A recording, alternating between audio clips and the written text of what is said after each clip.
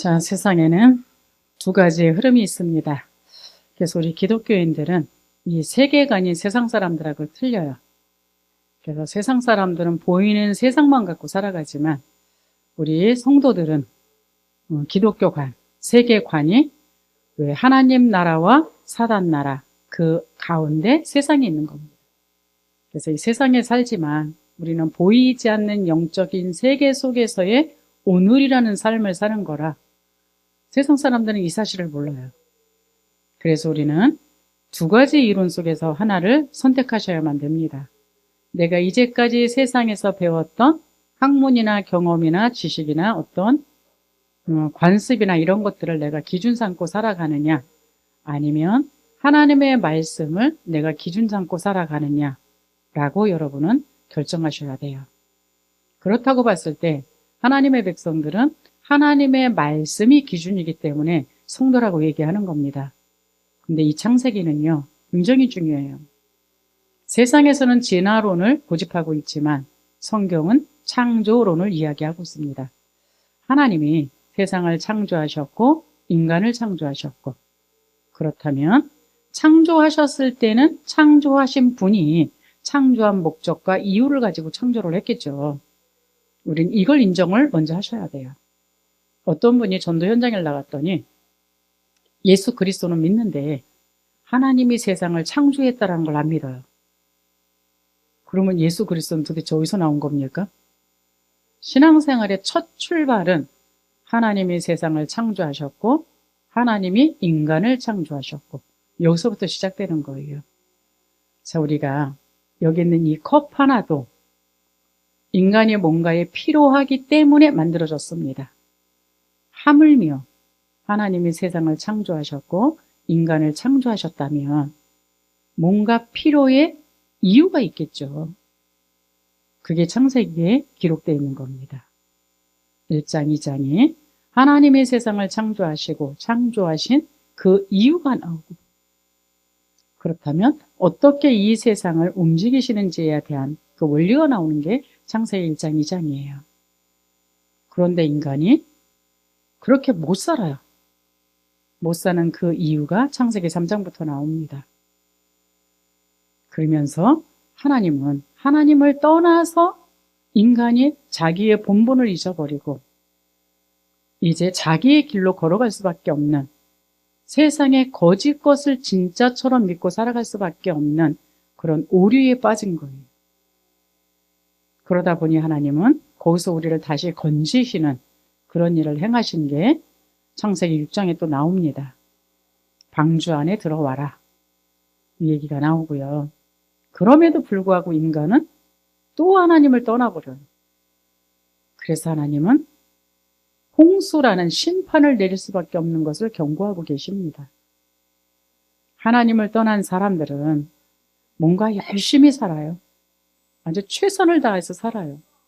그래서 세상의 모든 것들을 다 취득할 수도 있어요. 어제 결혼식이 있었죠. 여러분은 보셨는지 모르는데 저는 재미난 걸 봤습니다. 한쪽 가문은 화환이 줄을 섰고 한쪽 가문은 국회의원의 조기가 줄을 섰고, 재미난 건 모두 다 화환 앞에서 사진을 찍으려고 그러고 모두 다 화환 놔두고 조기 앞에서 사진을 찍으려고 그러고. 보셨나요? 저만 본 것 같습니다. 하나는 경제 쪽에 뭔가 힘이 있다는 얘기고, 하나는 정치 쪽에 발을 디뎠다는 얘기고, 그게 나를 드러내는 폼이기 때문에 저는 그걸 거기 갖다가 덕덕 걸어놨어요. 전 처음에 무슨 조기가 걸렸나 그랬습니다. 결혼식장에 그런 거 걸어놓진 잘 않거든요. 근데 보니까 한결같이 국회의원 누구 이렇게 써 있어요. 근데 한쪽에는 뭐 정치인들이 있더라고요. 그럼에도 불구하고 전부 화환이 서 있어요. 그래서 두 갈래의 하나님을 떠난 세상 속에서 자랑할 수 있는 정치와 경제. 이 안에 다 있구나. 그게 나를 드러낼 수 있는 최고의 폼이기 때문에 왜 사진을 찍어도 꼭 그 앞에 가서 찍을까요? 이 모습을 봤어요.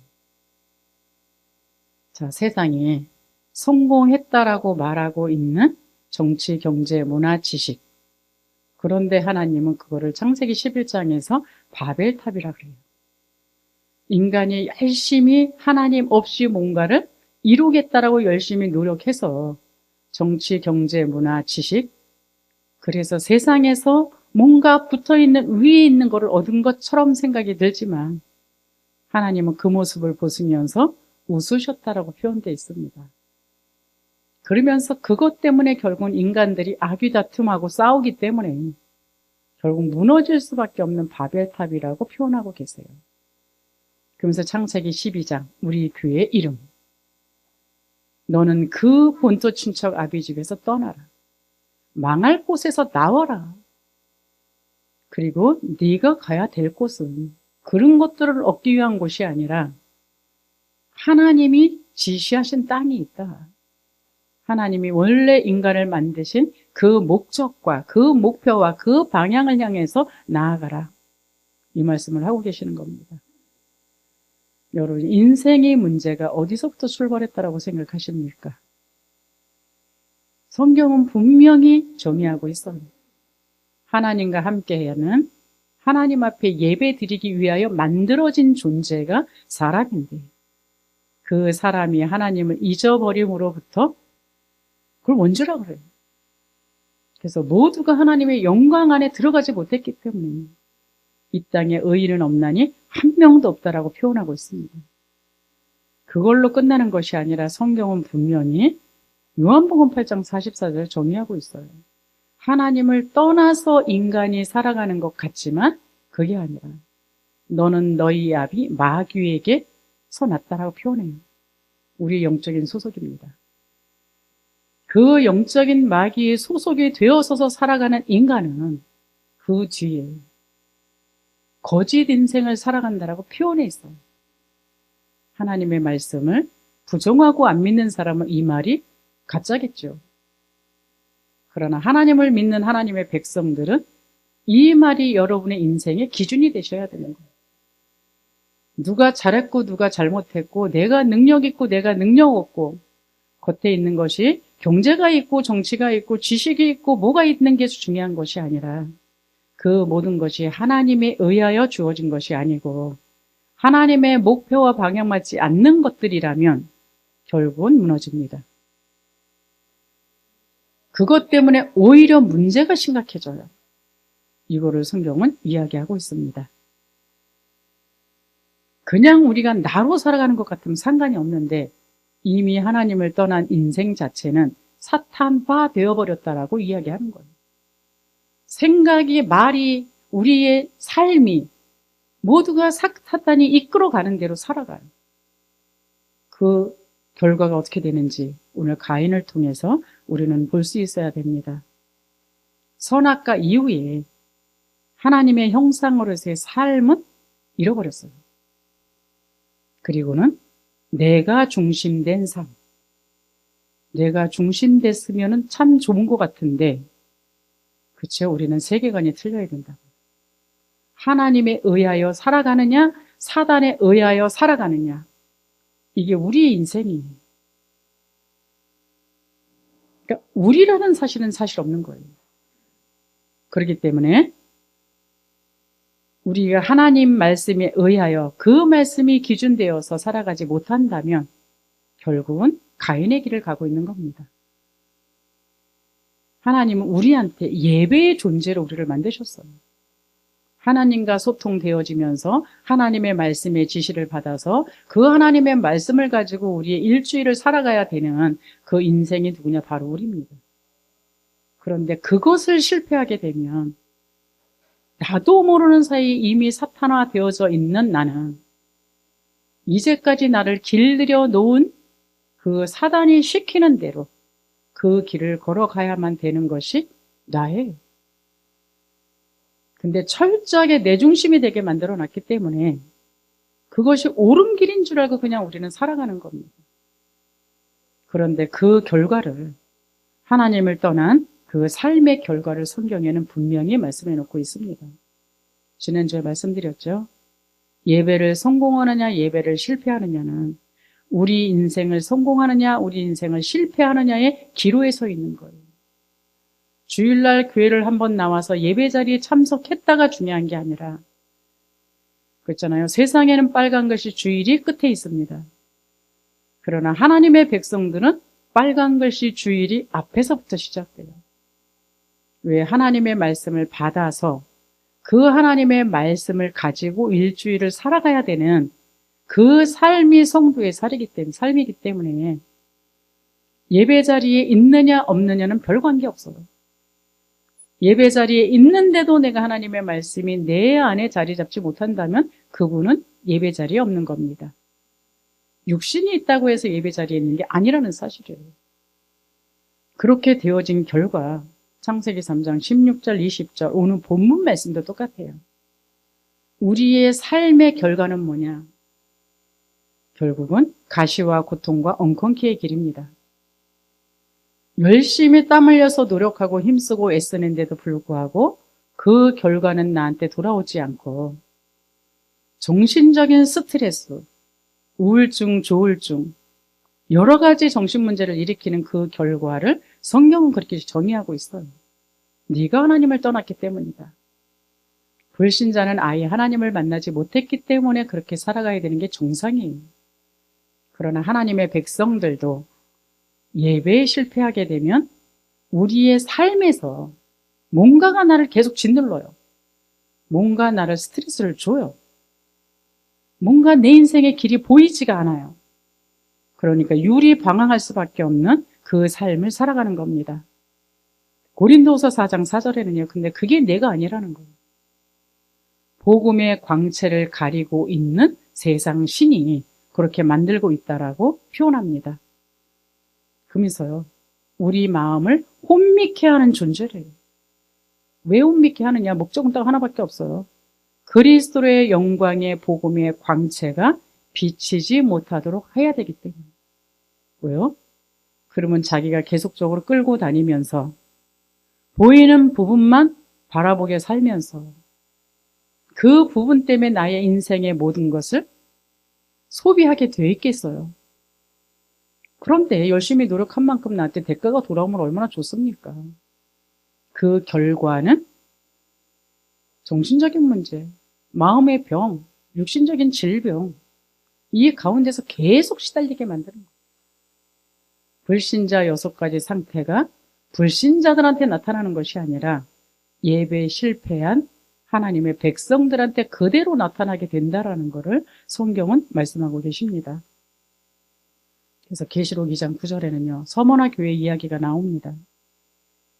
왜? 핍박하는 유대인들한테 하는 소리예요. 사단의 회당이다 이렇게 표현해요. 우리가 예배 실패하게 되면요. 결국은 예수를 핍박해요. 결국은 예수를 조롱해요.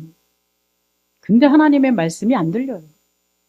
예수를 핍박하고 예수를 조롱한다라는 게 예수 믿는 사람을 두드려 패는 것만이 핍박이라고 생각하십니까?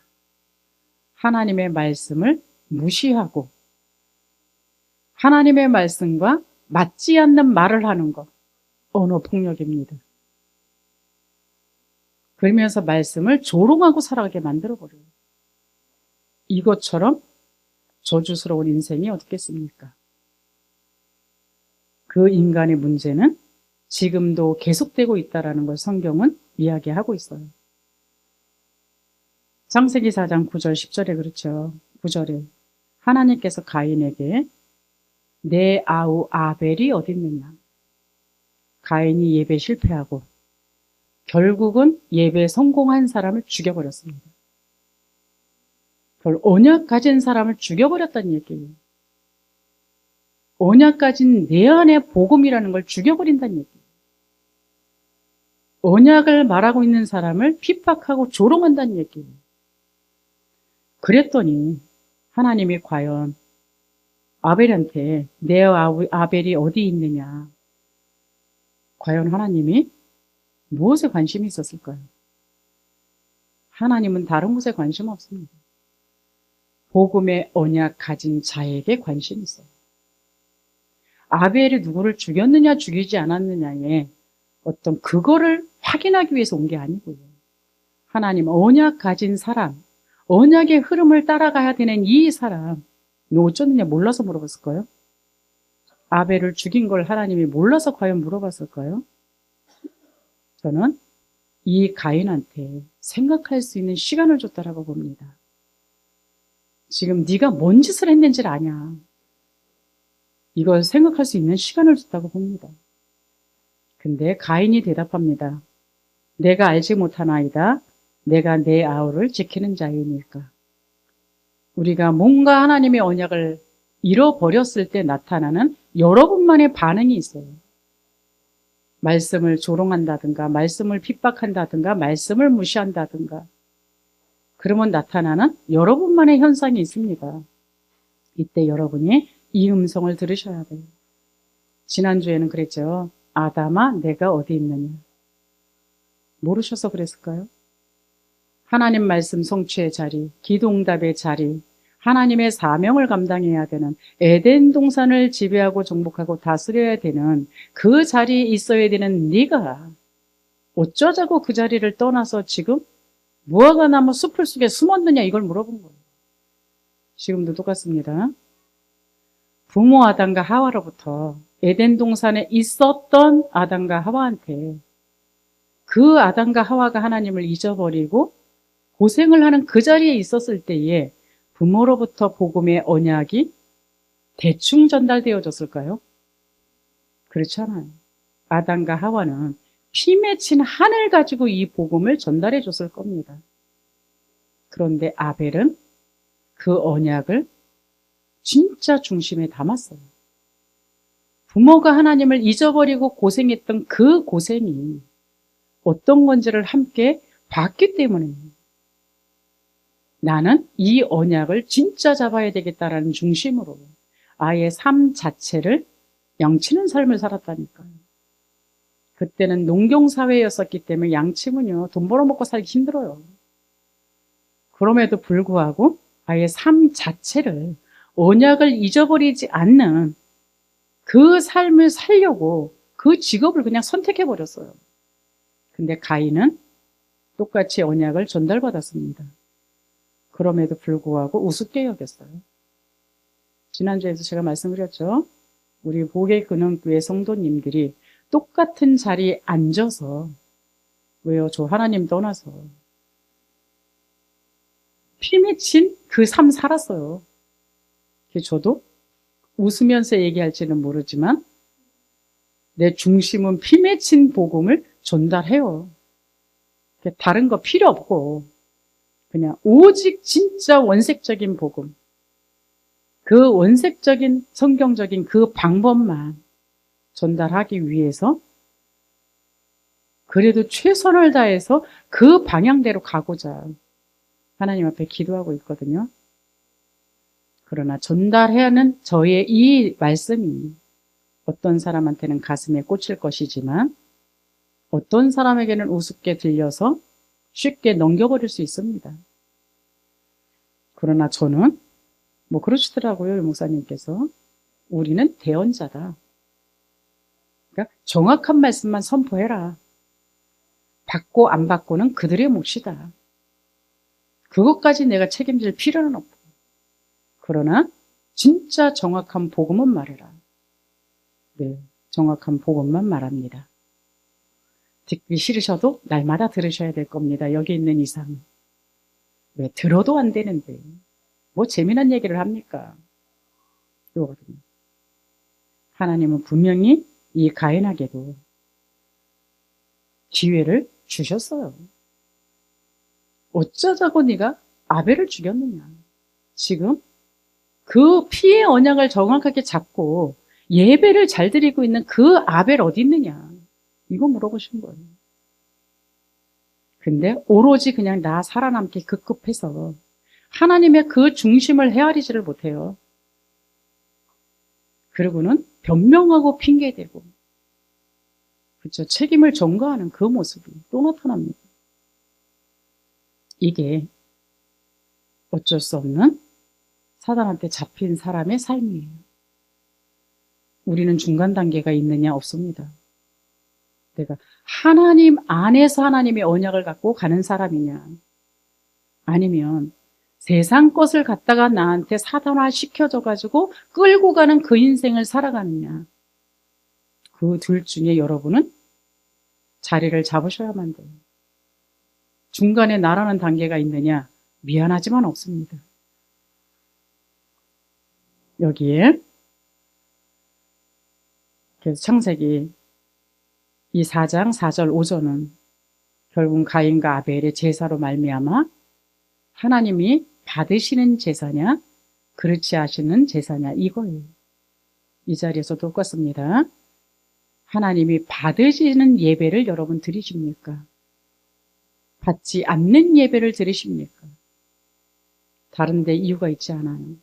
정말 우리가 예수님의 십자가의 피의 죽으심이 없으면 하나님께 돌아가야 되는데 하나님께 돌아갈 수 없고, 예수님의 십자가의 죽음이 아니시면 모든 걸 다 가졌다 할지라도 몰려오는 재앙과 지옥 권세는 이길 수 없다라는 걸 진짜 아시는 분은 예수님이 나를 위하여 십자가에서 죽으셨다라는 것이 오늘 감사로부터 시작되겠죠. 그리고 하나님의 은혜가 아니면 내가 일주일 동안에 결국은 나로 살아가야 되는데, 나로 살아가서 결국은 성공할 수 없다라는 걸 아는 사람은 오늘 단 한마디라도 하나님의 말씀이 내 안에 담아져야 된다라는 그 중요성을 알고 이 시간 예배를 준비하시겠죠. 그리고 이 말씀을 들으시겠죠. 이 말씀을 듣고 여러분이 저 대문을 나가는 순간 사단은 여러분이 받은 말씀을 빼앗아 가기 위해서 별거 다 합니다. 그래서 그거를 빼앗기지 않기 위하여 오늘 정말로 하루 동안에 하나님의 말씀을 묵상으로부터 출발하셔야 되는 것이 우리라는 것. 이 비밀이 여러분한테 정말 있을 수 있기를 바랍니다. 그래서 하나님은 우리에게 끊임없는 긍휼을 베푸세요. 사단화 되어져서 나라는 것을 고집하면서 살아가는 그 인생에 할 수 있는 거라고는 결국은 하나님의 언약 가진 사람을 죽여버리는 거예요.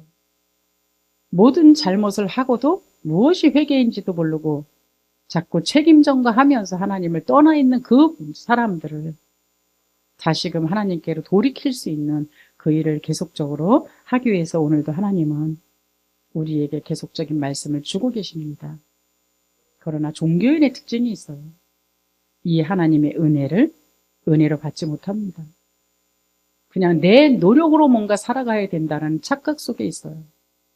믿음도 자기가 만들어 놓은 믿음 속에 들어가서 믿음이라고 착각하고 살아가게 만듭니다. 진짜 믿음은 우리가 행위를 잘하고 교회 열심히 참석하는 것이 믿음이 아니고요. 예수가 그리스도라는 사실을 정확하게 알고 그것을 내 마음에 가지고 그 삶을 살아가는 것을 성경에서 말하고 있는 진짜 믿음이라고 이야기합니다. 요한일서 3장 12절에는요. 우리 보고 그래요. 가인같이 하지 말라. 가인이 한 그 짓을 여기에서는 그는 악한 자에게 속하여서 그 아우를 죽였다. 이렇게 표현합니다. 그러면 예배 실패하게 되면 가인이 지금 살인한 걸 말하는 게 아니에요. 우리가 예배 실패하게 되면 우리가 결국은 살인자가 됩니다.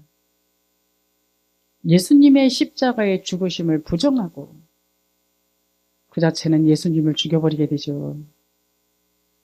그러면서 세상에서 언약의 길을 걸어가고 있는 걸어가는 그 모습을 어리석다라고 생각하고, 고린도서 1장 19절에는 그렇게 나와 있어요. 멸망하는 자들에게는 십자가의 도가 미련한 것이지만 구원 얻는 우리에게는 그 십자가의 도가 하나님의 능력이라고 나와 있습니다. 둘 중에 하나를 성경은 계속적으로 말하고 있어요. 10절에 보면 하나님이 가인에게 물어봅니다. 내가 무엇을 했느냐? 내 아우의 핏소리가 땅에서 내게 호소하느니라. 여기에요. 하나님의 관심은 그 가인이 죄를 저질렀느냐 안 저질렀느냐, 그걸 하나님 앞에 고백하느냐 안 고백하느냐, 이게 중요한 게 아니고요. 아벨한테 있는 겁니다. 이 아벨을 가지고 성경에서는 첫 순교자라고 표현해요. 오늘날 우리한테까지 지금 계속적으로 여러분 얘기 듣고 있지 않습니까? 어떤 얘기요? 아벨은 피의 언약을 제대로 잡아서 그 피의 언약 하나를 가지고 살았는데 아무것도 한 거 없어요. 아무것도 한 거 없는데 그냥 죽은 거밖에 없어요. 근데 오늘날 이 제사 제대로 드린 예배 성공한 인물로다가 우리한테 계속적으로 지금 이야기 다 되고 있다는 얘기예요. 그래서 여기 시편 9장 12절에는요. 피 흘림을 신문하시는 이가 그들을 기억하시니. 여러분이 예수 믿고 그 언약을 지키기 위해서 예수 믿고 그 언약을 전달하기 위해서 여러분이 계시다가 나는 아무것도 한 것이 없는데 죽었다. 근데 하나님은 그거를 최고로 취급을 하세요. 누가요? 하나님이 기억하신답니다. 그러면 되지. 그리고 그게 우리의 후대들한테까지 영향을 주게 되어 있다라고 표현하고 있어요. 근데요, 히브리서 12장 12장 23절에는요, 히브리서 저자는 이 아벨의 피를 순교자의 피로 끌고 가기보다는 예수님의 피와 연관시켰어요. 엄청난 거 아닙니까? 여러분, 근데 이 가인이 그걸로 끝난 게 아니에요. 죄의 결과는 결국은 저주예요. 선악과 하나 따먹었는데 그 이후에 모든 인생이 저주로 갔어요. 우리가 하나님이 주신 언약 하나를 제대로 무시해버렸는데 그 결과가 어마어마한 결과로 돌아온다라는 것. 11절에는요. 땅이 그 입을 벌려 내 손에서부터 내 아우의 피를 받았은즉 내가 땅에서 저주를 받으리니. 12절에는요. 내가 밭을 갈아도 땅이 다시는 그 효력을 내게 주지 아니할 것이요 너는 땅에서 피하며 유리하는 자가 되리라. 창세기 3장 17절 19절에 하나님의 말씀 선포한 대로 그대로 되어져 버리는 가인의 인생. 여러분 인생 고달프십니까? 왜 고달프신지 생각해 보셔야 됩니다. 다른 데 이유 있지 않아요. 하나님을 떠났기 때문에 길을 잃고 방황할 수밖에 없고요. 하나님을 떠나서 열심히 나는 뭔가 노력하고 힘쓰고 애쓰는데 불구하고 그 노력의 대가가 나한테 돌아오지 않는 억울한 일을 자꾸 당하는 겁니다. 그래서 사람을 원망하고 나를 원망하고 환경을 원망할 수밖에 없도록 만들어서 내 주위에 있는 모든 사람들의 미움의 대상이요 원망의 대상이에요. 내가 하나님께 돌아가야 되는 당연한 간단한 일을 버리고 자꾸 다른 것에 핑계를 대어버리고 진짜 죄는 회피해버리는 이런 어리석은 인생을 계속적으로 살아가면서 이 죄로 인한 고통과 세상에서 유리방황하면서 결국은 허사와 허무와 죄의식 속에 계속적인 죄를 연속해서 지을 수밖에 없는 대로 갑니다. 요즘 살인이 너무너무 많이 일어나고 있죠. 그들의 이유를 들어보시기 바랍니다. 말도 안 되는 이유를 대요. 자살하는 사람들 이야기를 들어보시기 바랍니다. 말도 안 되는 이유를 대요. 간단합니다. 하나님을 떠났기 때문에 돌아오면 되는데 하나님이 예수 영접하고 전도하지 않는 사람의 죄가 왜 크다라고 말하느냐. 그들은 하나님 앞에 돌아와야 되는데 돌아오는 길을 몰라요. 왜 하나님이 전도자들을 그냥 무조건적으로 축복하시느냐. 그들이 죄를 짓고 고통 가운데 있는데 어떻게 해야 되는지에 대해서 방법을 몰라요. 그래서 이 비밀을 알고 이 비밀을 전하는 자들을 하나님은 무조건 축복하십니다. 그래서 전도자의 길이 복이라는 거예요. 대신에 핍박도 겸하여 받을 것이라 그랬어요. 근데 그것보다 더 상급이 크다라고 얘기하고 있고 그것보다 하나님의 은혜가 더 크다라고 말씀하고 계시는 겁니다. 그러나 우리가 불신앙 속에 들어갔다. 그 죄의 싹은 사망이라고 남아 있습니다. 결국은 죽은 영적인 존재가 우리에게 가시와 고통과 웅크기에 그 길을 걸어가게 만들면서 우리 잠언 28장 1절에는 그렇게 나와 있어요. 악인은 쫓아오는 자가 없어도 도망하나 죄된 인간은 하나님과 분리되어지게 되면 삶이 불안정합니다. 그래서 선악과를 먹은 이후에 이 가인의 삶처럼 내가 하나님처럼 되고자 인간의 노력과 인간의 열심을 가지고 해봤지만 결과는 유리방황하는 결과밖에는 나을 것이 없다라는 것을 성경은 말하고 있습니다. 여러분은 종교생활 하십니까? 복음을 잡고 신앙생활 하십니까? 여기 13절 14절에 그렇게 나오죠. 가인이 여호와께 아뢰되 내 재벌이 지기가 너무 무거우니이다.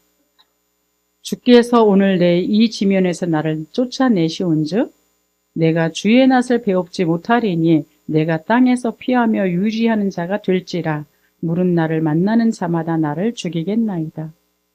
여러분 여기서 정말 하나님 앞에서 생각해 보셔야 됩니다.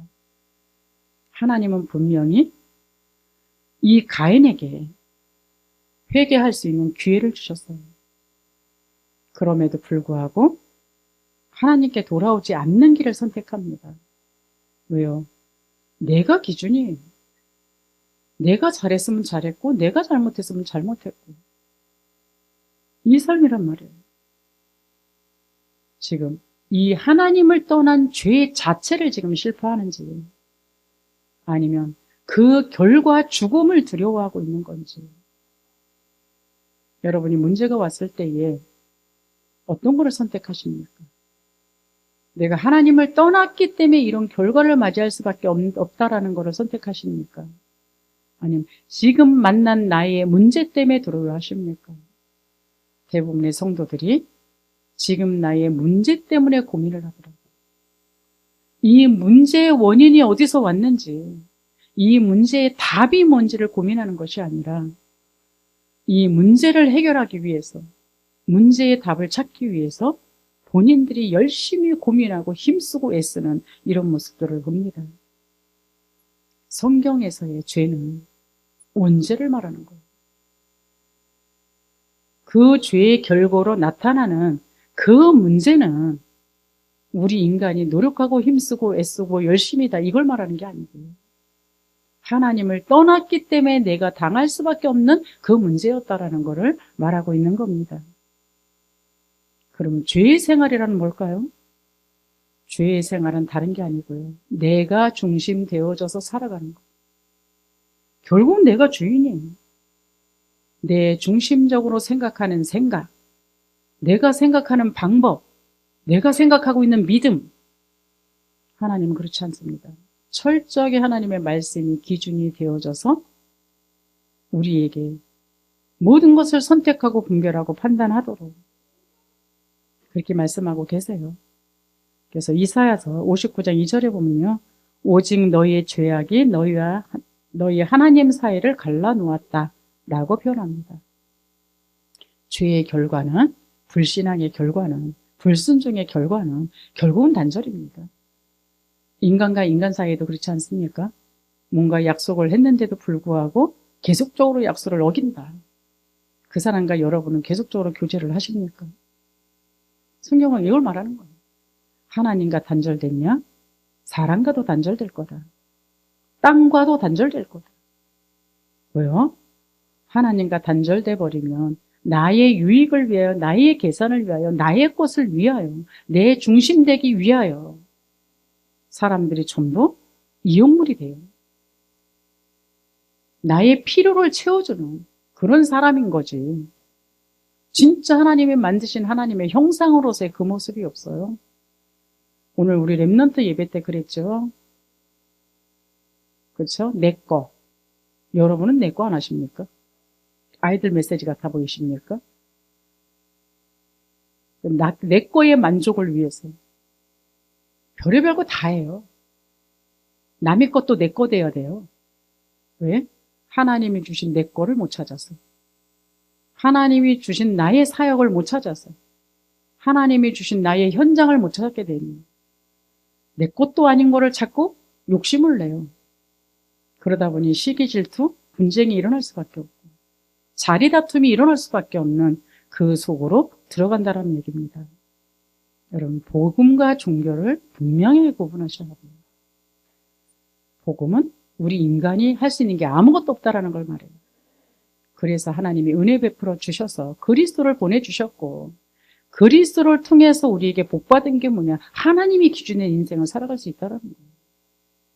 날마다 똑같은 말이 아니라 그 하나님의 말씀이 기준되어져서 지금 일주일 동안 내가 살아가고 있는 그 모든 말씀이 하나님이 기준되어졌느냐? 네가 기준되어졌느냐? 이걸 물어보고 계십니다. 먹고 사는 것이 중요하지가 않고요. 정말 하나님과의 긴밀한 관계가 먼저 중요하다라는 거예요. 여러분, 참 회개가 뭡니까? 우리의 행위, 우리가 화낸 거, 우리가 남의 도둑질한 거, 성경에서 말하는 참 회개는 그거 아니에요. 여러분이 하고 있는 불신앙, 불순종을 버리고 하나님께로 돌아오는 거. 나를 버리고 하나님께로 돌아오는 거. 사단화 되어진 나를 버리고 하나님께 돌아오는 거. 운명에 매여서 그 자리를 계속 뱅뱅 돌고 있는 나를 버리고 하나님께로 돌아오는 거. 이걸 회개라고 말합니다. 내 영의 상태가 하나님께 돌아와야 되고요. 내 삶의 모든 기준이 하나님께 돌아와야 돼서 세상에 살지만 세상의 사람이 아닌 세상에서 이 비밀을 알지 못하는 사람들에게 이 복음을 전하는 자로 살아가도록 재창조된 그 인간. 교회를 다닌다 할지라도 내가 기준되어지게 되면 그거는 종교 생활에 불과합니다. 내가 갖고 있는 돈이 나의 돈이십니까? 지금 내가 살고 있는 가정이 나의 가정이십니까? 거기에 주님이 주인 되시도록 모셔드릴 수 있기를 바랍니다. 이제까지 우리가 살아가면서 모든 듣고 느끼는 그 모든 것들이 사단화 되어졌다라는 것을 성경은 이야기하고 있어요. 여기에서 빠져나올 수 있기를 바랍니다.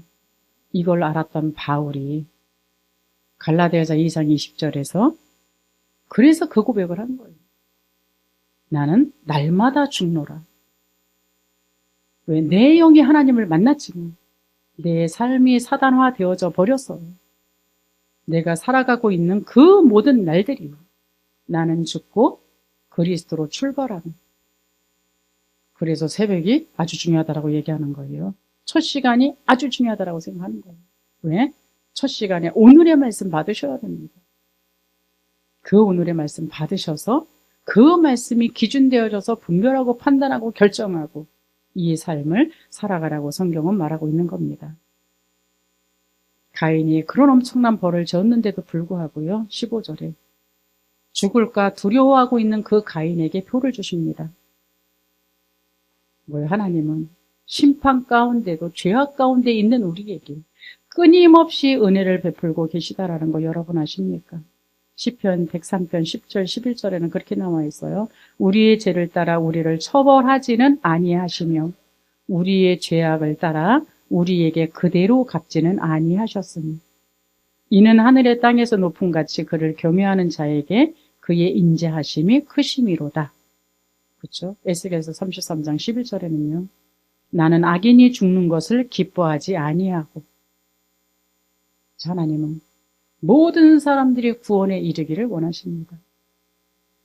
그래서 이 원하시는 하나님의 마음을 내 마음에 품고 이 길을 걸어가는 사람들에게는 얼마만큼 하나님이 내 편이시냐. 잘못했는데도 불구하고 그 잘못을 묻지 않았어요. 왜요? 여러분 다 부모님이시죠. 뭐 청년몇 있지만 부모인데 자식을 잊어버렸어요. 근데 알아요. 어떤 납치범한테 잡혀서 지금 고통을 너무너무 당하고 있어요. 아는데 내가 내 힘으로 건져올 수가 없어요. 여러분 심정이 어떠실 것 같습니까? 밥은 넘어가시겠습니까? 잠은 주무시겠습니까? 진짜 자녀들을 잊어버린 가족들 보니까 아예 폐인되던데요.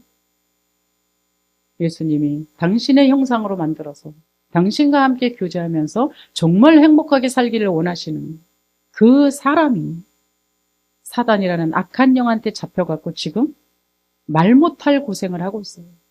하지 않아야 될 그 정신 문제까지 일으키고 있어요. 그 하나님의 심정이 어떠시겠습니까? 그 일을 위하여 나를 먼저 부르셔서 나에게 은혜를 주셨어요. 근데 나는 나 배부르다고, 너네는 그냥 지옥 가고 고생해도 상관없으니까 나만 은혜 더 주세요, 더 주세요 그러고 있다고 생각해 보세요.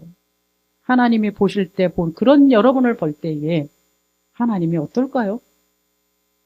저것들이 그러지 않을까요?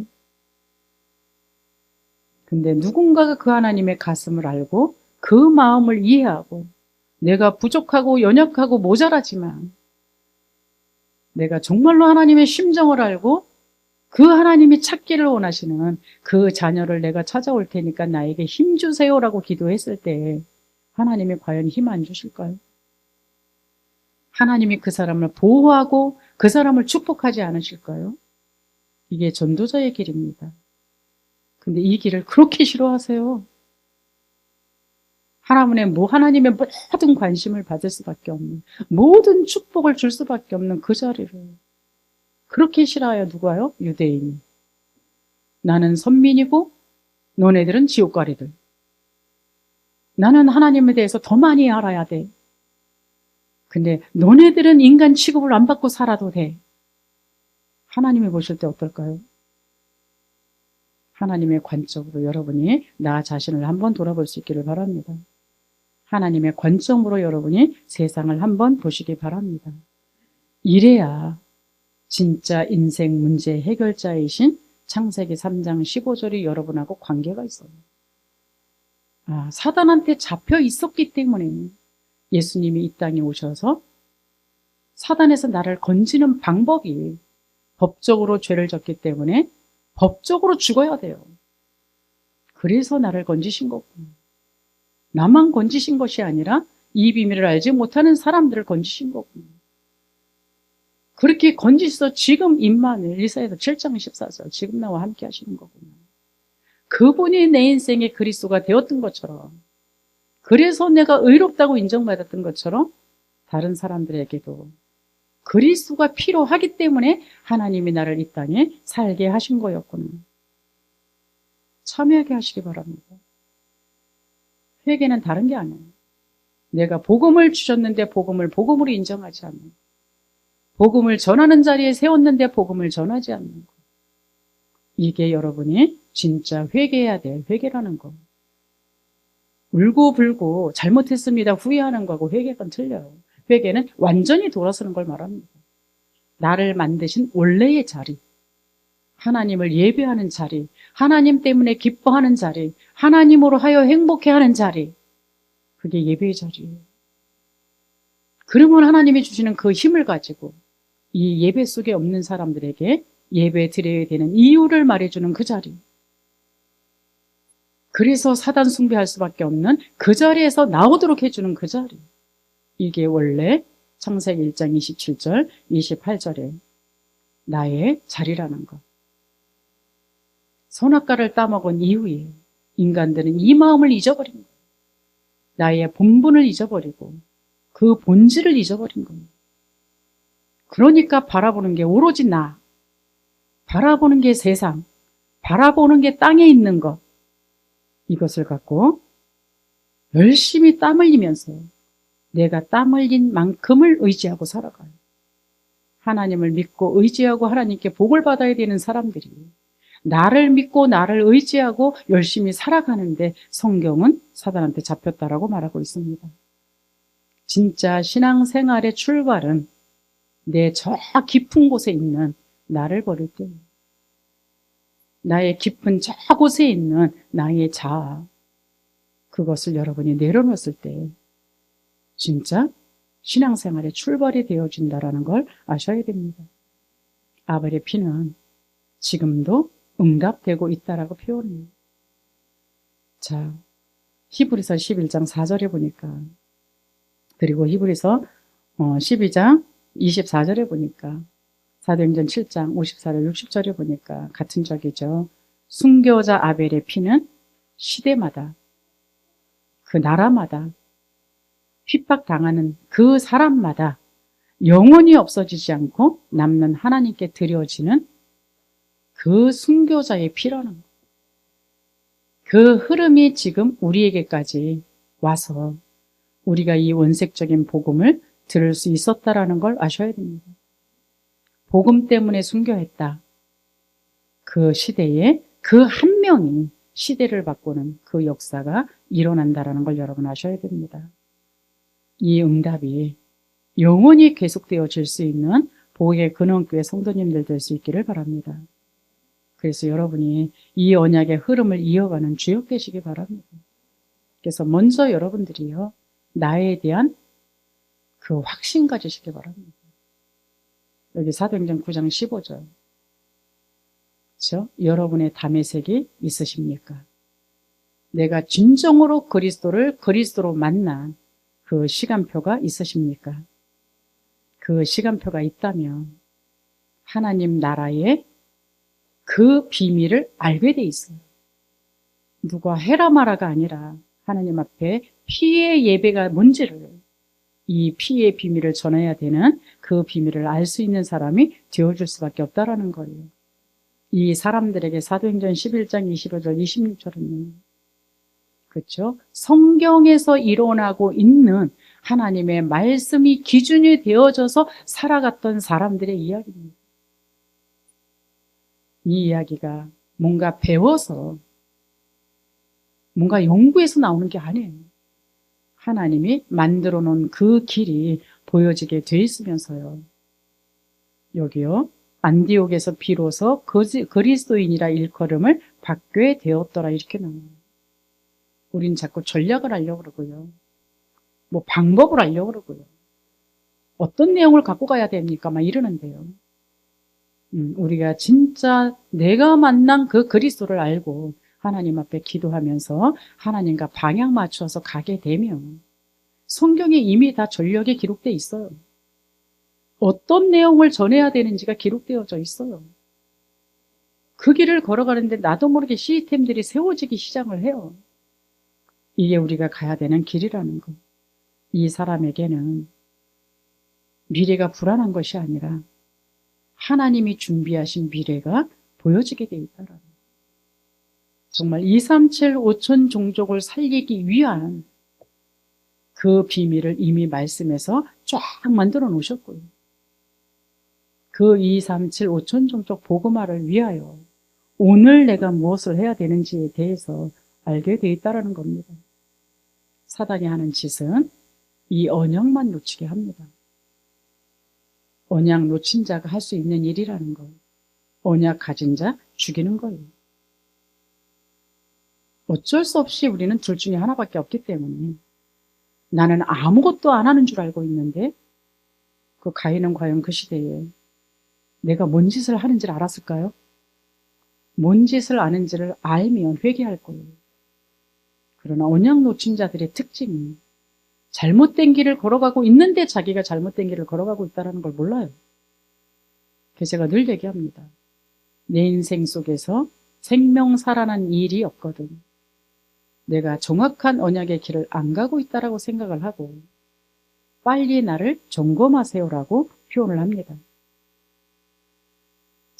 결론입니다. 2030년까지 미국 교회 중에 3분의 1이 문을 닫는다라고 그렇게 뉴욕타임즈에 밝혔다라고 합니다.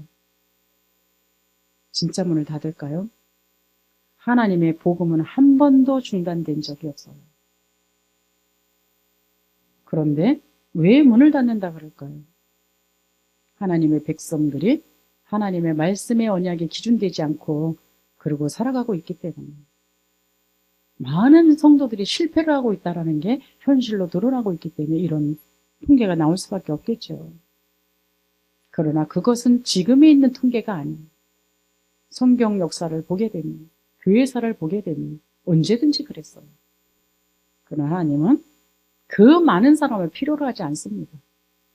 정말로 이 피의 비밀을 아는 자, 하나님의 말씀의 능력을 진짜 믿는 자, 운명이 바뀌어서 재창조의 인생을 살아가는 자, 이 사람 한두 명만 있으면 하나님은 당신의 일을 하세요. 왜 하나님을 무능력자가 아니기 때문에 그래요. 그러나 하나님이 이 땅에 내려와서 일할 수는 없기 때문에 하나님을 대리해서 일할 수 있는 사람을 찾고 있습니다. 방법은 뭐냐? 자꾸 방법을 찾는데요. 방법 없습니다. 성령 충만하면 하나님의 인도가 보여요. 그럼 그 하나님의 인도 속에 하나님이 역사하시는 그 길로 여러분이 가시면 됩니다. 그렇게 되어지게 되면 우리와 관계없이 하나님이 열매 맺게 하시는 그 열매가 여러분을 통해서 나타나요. 근데 우리는 착각을 해요. 영적인 원리를 잘 모르니까 사람들은 내가 한 줄 알아요. 그래서 여러분들이 함께 존경을 받습니다. 이 길 걸어갈 수 있기를 바랍니다. 이 길을 다른 말로 칠망대 세워라, 칠려정 가라, 칠령표 세워라 이렇게 표현하세요. 또 다른 말로 지금 말씀 성취의 흐름 속에 네가 있느냐? 그렇다면 기도 응답의 그 응답 속에 네가 있느냐? 전도의 실제적인 역사 속에 있느냐? 이 말로 또 표현하세요. 다른 말로 300%, 300%, 300%라고 자꾸 표현하세요. 그러나 단어를 어려워하지 마시고요. 기본 하나를 제대로 알고 그 길을 걸어가게 되면 그 현장에 맞는 그 시대에 맞는 말씀으로 계속적으로 업그레이드 되고 있다는 사실이에요. 특징이 있습니다. 하나님의 방향과 방향 맞춰 가는 사람은 이런 단어들이 하나도 어렵지가 않아요. 아, 이렇게 시작됐던 단어들이 지금 이렇게 성취되고 있구나로 나타나는 거예요. 그 길을 걸어가지 않고 있는 사람들은 이 이론조차도 이제는 정리가 안 될 만큼 하나님의 역사가 계속적으로 역사를 일으키고 있으니까 결국은 헛소리를 해요. 뭐 단어를 많이 만들어냈다는 등, 어렵다는 등, 하물며 똑같은 말을 계속한다는. 그러나 진짜 예배를 축복을 누리고 그 일주일 동안 예배의 비밀을 누리는 사람한테는 날마다 새롭습니다. 그리고 날마다 탄식합니다. 어떻게 저렇게 지금 현장에, 지금 현실에, 지금 시대에 맞는 이 말씀을 전하시는 걸까? 진짜 하나님이 쓰시는 분이 맞구나. 지금은 1세대의 마무리 시간표로 2세대를 세워야 되는 그런 시간표 속에 갑니다. 오늘이 사실은 RTS 주일이에요. RTS 신학교 아시죠? 어떤 지도자가 쓰느냐에 따라서 미래가 달려 있습니다. 그래서 우리 교회는 오늘 사실 헌금 안 합니다. 다음 주에 할 거예요. 왜냐? 오늘 RTS 주일이기 때문에 RTS가 뭔지에 대해서 말씀을 전하실 겁니다. 여러분 말씀 들으시고 진짜 복음 가진 그 복음 가진 지도자 나올 수 있도록 함께 기도해 주셔야 되고요. 장로님 중심으로 RTS 팀이 구성되어졌습니다. 저희 교회는 폼 잡고 있는 팀을 저는 안 만들 거예요. 그래서 오늘도 우리 교육국장으로 서 계신 장로님한테 메시지를 하라는 이유 자체가 감투 쓴 그런 장은 저에게는 필요 없습니다.